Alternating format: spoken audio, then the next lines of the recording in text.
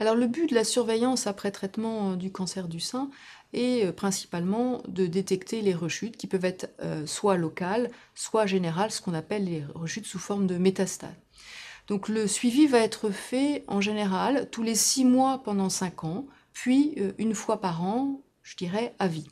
Ce suivi va être organisé en alternance avec les différents médecins qui vous suivent, que ce soit le chirurgien, le radiothérapeute, l'oncologue médical, et on va inclure dans la surveillance également votre médecin traitant et ou le gynécologue qui vous suit. Il vous sera proposé de mettre en place un petit carnet de surveillance pour formaliser cette surveillance.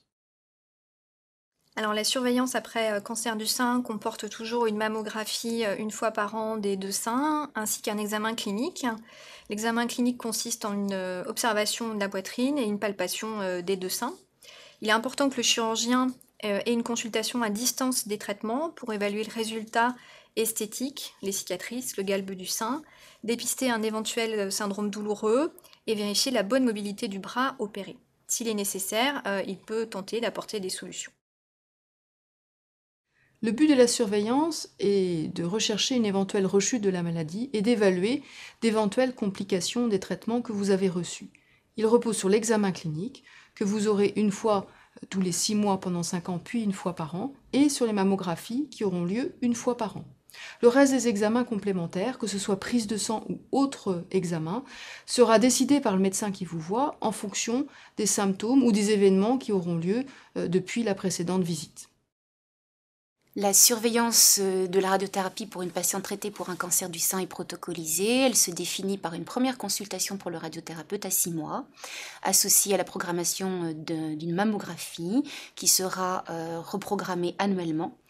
Ces consultations ont pour objectif d'évaluer les complications et séquelles des traitements, de diagnostiquer précocement une récidive et d'évaluer la tolérance de l'hormonothérapie quand celle-ci est prescrite.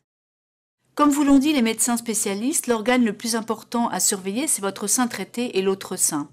Là encore, le bilan de base sera la mammographie couplée à une échographie lorsque le sein est dense.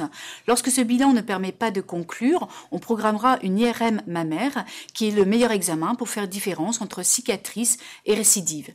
Une mammographie d'un sein traité est rarement normale. Il existe souvent d'importantes modifications dues au traitement, modifications de la densité ou cicatrices qui peuvent se calcifier. C'est pour ça qu'il est important de faire une mammographie dite de référence qui sera réalisée dans les 6 à 12 mois après la fin du traitement. Ensuite, le radiologue, par comparaison, s'assurera de l'absence de modification de la cicatrice. Lorsque l'on découvre une nouvelle image ou une modification de la cicatrice, on pourra proposer des prélèvements qui permettront de s'assurer ou de faire le diagnostic de récidive. Donc dans la surveillance, effectivement, on nous prévient en fait qu'on sera surveillé tous les 6 mois, en alternance avec le chirurgien, l'oncologue et le radiothérapeute. C'est ce qui se passe à peu près. Donc, en ce qui concerne la surveillance, moi, personnellement, ça me rassure totalement. Par contre, il n'y a pas de surveillance tellement au niveau des examens de sang, des choses comme ça, où là, on est peut-être quelquefois un peu inquiet au départ, savoir si on a bien récupéré.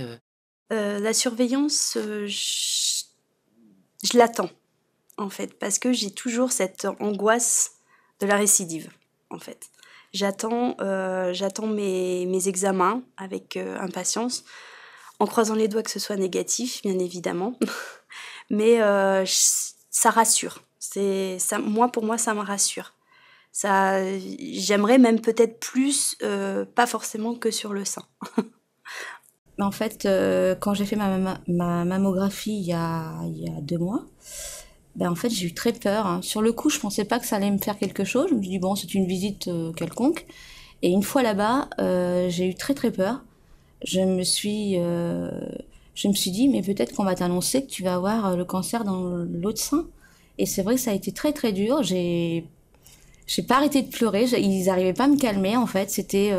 J'ai revécu tout ce que j'avais vécu la première fois quand on m'a dit, vous avez le cancer.